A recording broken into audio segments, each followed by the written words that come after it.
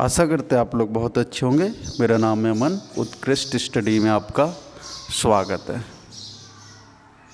शुरू करते हैं क्लास 9th की आज से मैथ। तो यदि आपके पास मैथ की बुक नहीं है तो मार्केट जाके यूपी बोर्ड NCERT वाली सरकारी किताब जाके खरीद लाएं, 60-70 रुपए की आ जाएगी।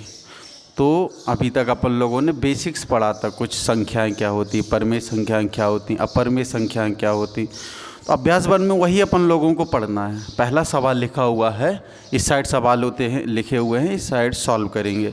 लिखा हुआ है क्या शून्य एक परमेय संख्या है। अच्छा, मैं एक संख्या लिख दे रहा हूँ शून्य 0। हम लोगों को बताना है कि क्या शून्य एक परमेय संख्या है। और जो परमेय संख्याओं के नियम होते हैं कि P और Q पूर्णांक हो, तो उससे पहले अपन लोगों को ये बताना है कि पूर्णांक क्या होता है, पूर्णांक क्या होता है। और Q का मान 0 ना हो, Q का मान 0 ना हो, ये सब होता है कि हमको बताना है कि बताइए 0 एक परमेय संख्या है या नहीं है। तो जब अपन लोग परमेय संख्या कंप्लीट की थी, परमेय संख्या जब पढ़ा था तो अपन लोगों ने पढ़ा था कि परमेय संख्याएं वे संख्याएं होती हैं जिनको हम P/Q के रूप में प्रदर्शित कर सकते हैं। और क्या सारी की सारी भिन्न, सारी की सारी दशमलव संख्याएं और सारी की सारी पूर्ण संख्याएं परमेय संख्या होती हैं, सारी की सारी।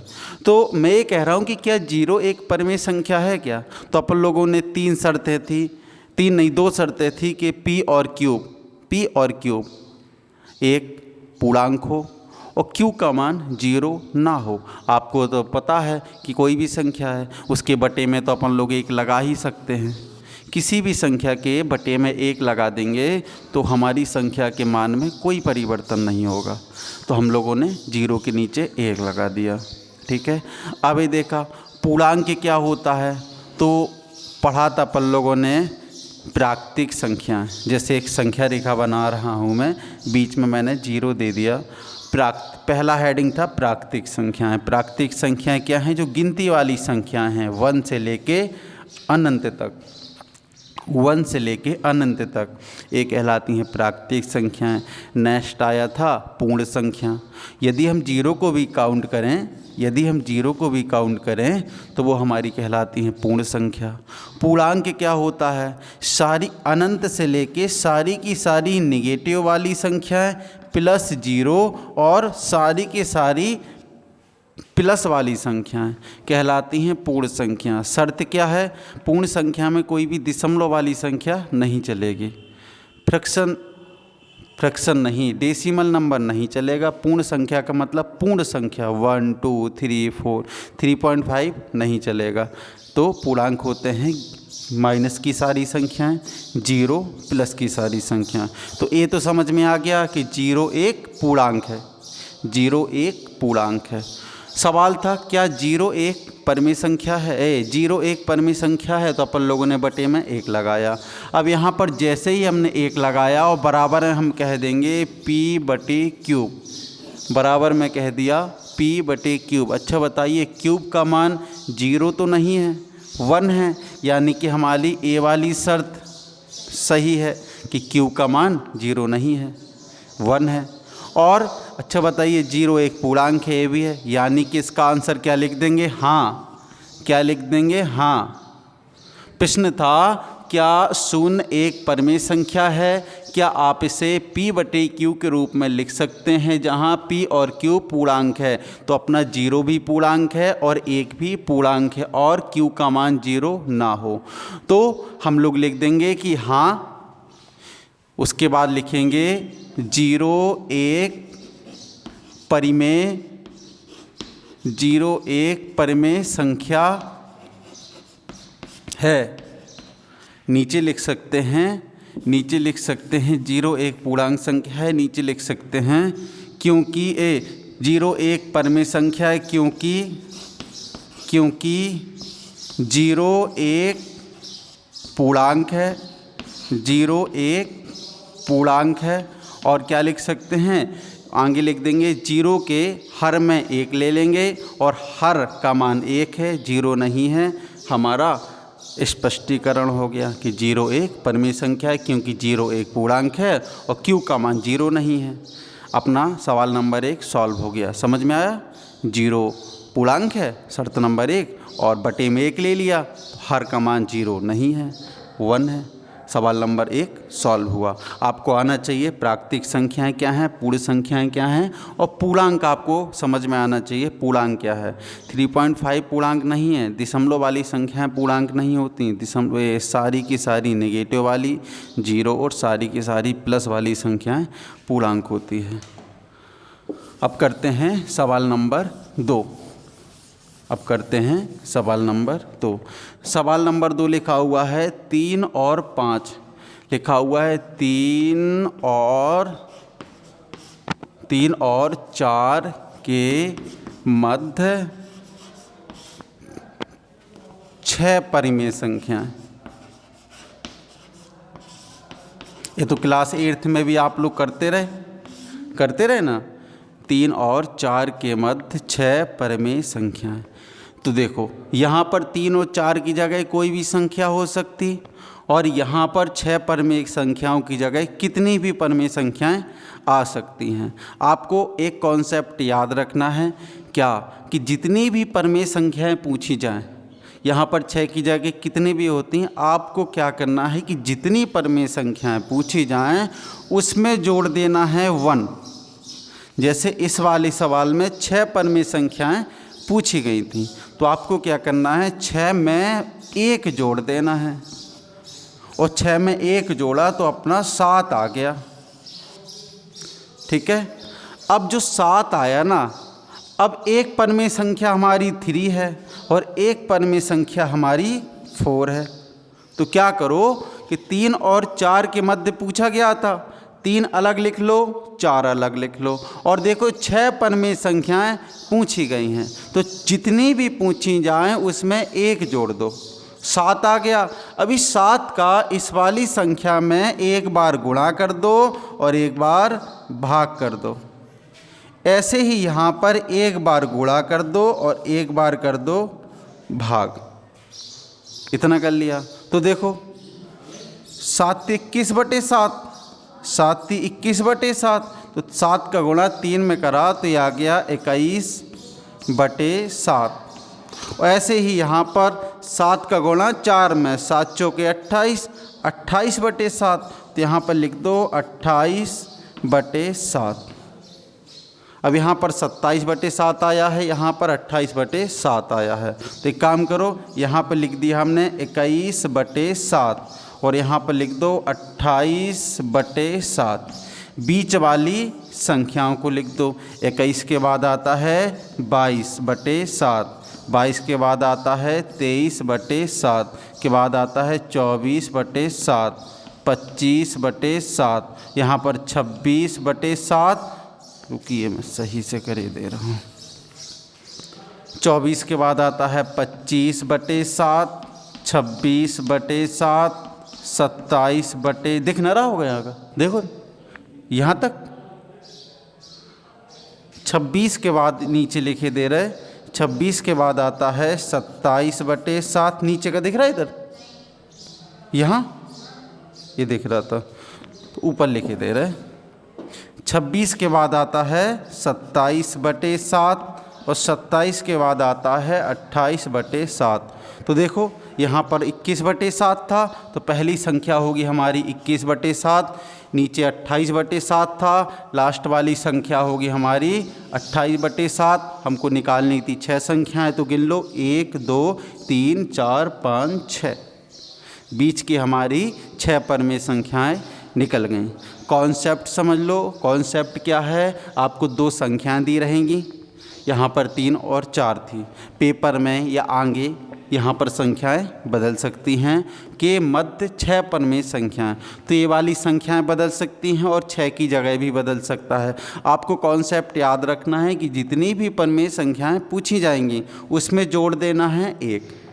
एक जोड़कर पहली वाली संख्या में 7 का गुणा 7 का भाग और दूसरी वाली संख्या में 7 का गुणा 7 का भाग। तो यहाँ पर गुणा कर लिया तो 7 से 21, तो यहाँ पर आ गया 21/7 और यहाँ पर 7 चौके 28, यहाँ पर आ गया 28/7। अब क्या करना है, 21/7 और 28/7 के बीच वाली संख्याएं निकाल दो। तो 21 के बाद 22/7, 23/7, 24/7, 25/7, 26/7 और 27/7। ये निकल गई हमारी 6 परमेय संख्याएं। ये बात समझ में आ गई, क्लियर है।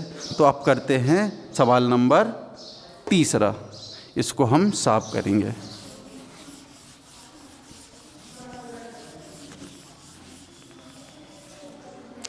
अब देखिए लिखा हुआ है 3/4, लिखा हुआ है 3/4 और 3/5 और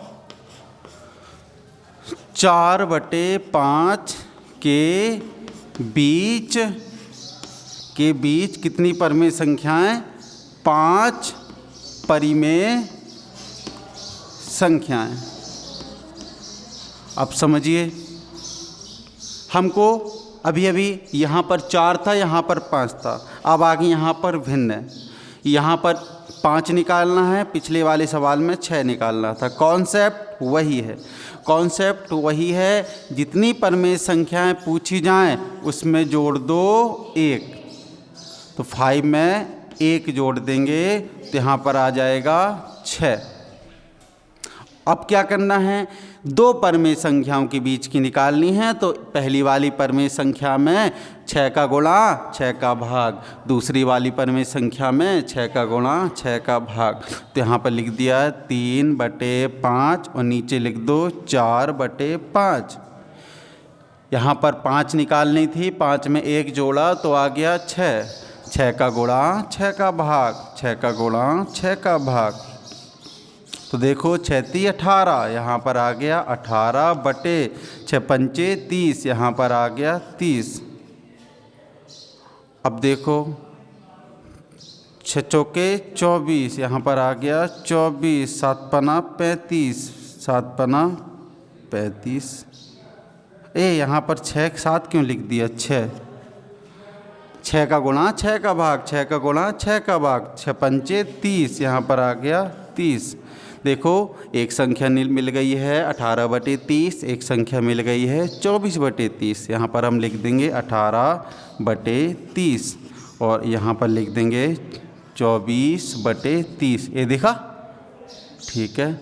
अब क्या करना है, हमको 5 परमेय संख्याएं निकालनी थी, तो बीच वाली 5 परमेय संख्याएं लिख देंगे। 18 के बाद कितना आता है, 19/30, 19 के बाद 20/30, 20 के बाद 21/30, 22/30 और 23/30। हमको निकालनी थी 5 परमेय संख्याएं। तो ये देखो 5 परमेय संख्याएं, 1 2 3 4 5।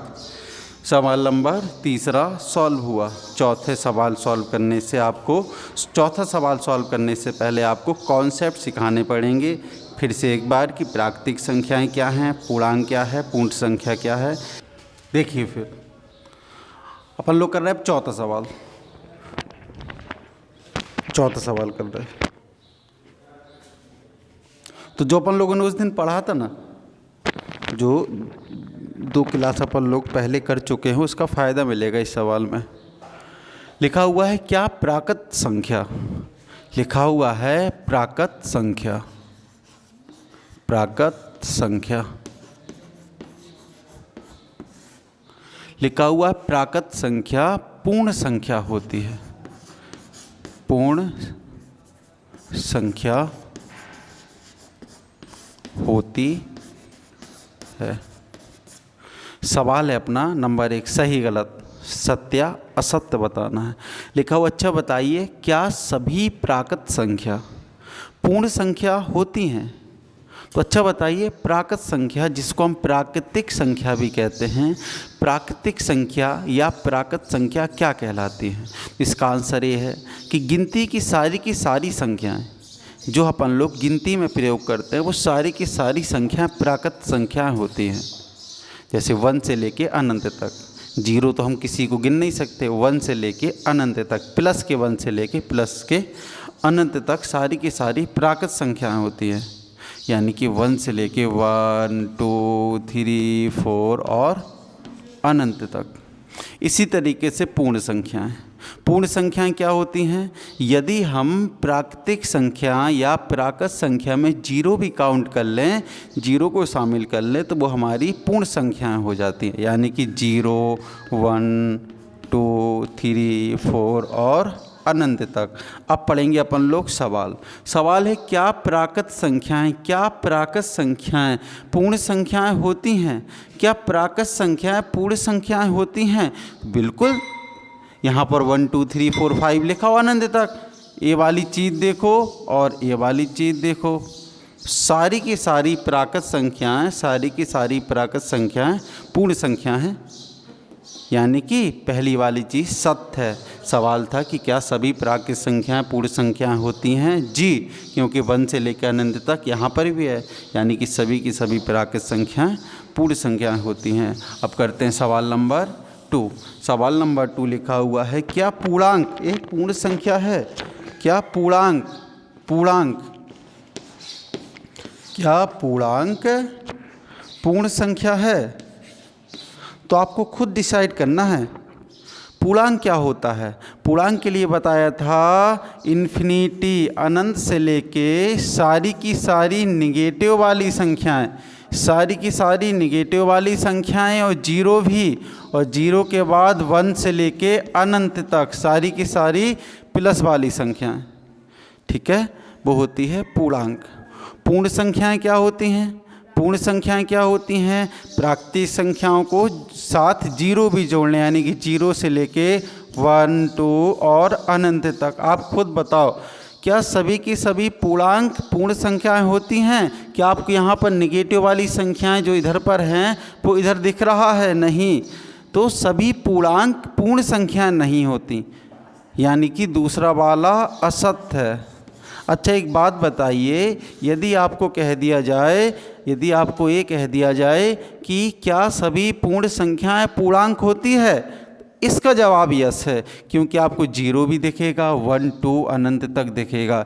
यानी कि यदि पूछता क्या पूर्ण संख्याएं सभी पूर्ण संख्याएं पूर्णांक है, इसका जवाब हाँ है।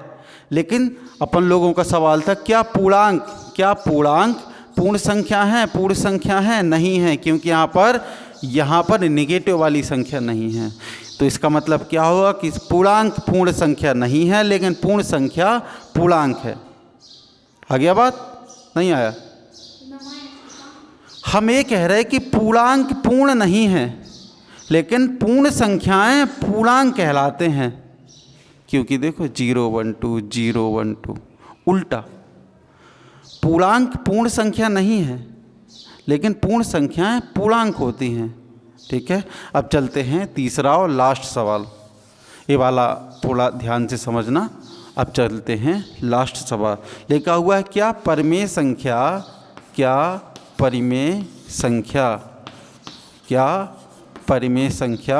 एक पूर्ण संख्या है? पूर्ण संख्या है। तो आप खुद बताइए पूर्ण संख्याएं क्या होती हैं? पूर्ण संख्याएं होती हैं 0 से लेके 1, 2 प्लस वाली सभी की सभी संख्याएं। लेकिन अब परिमेय संख्याएं तो सारी की सारी दशमलव संख्याएं, सारी की सारी दशमलव और सारी की सारी भिन्न।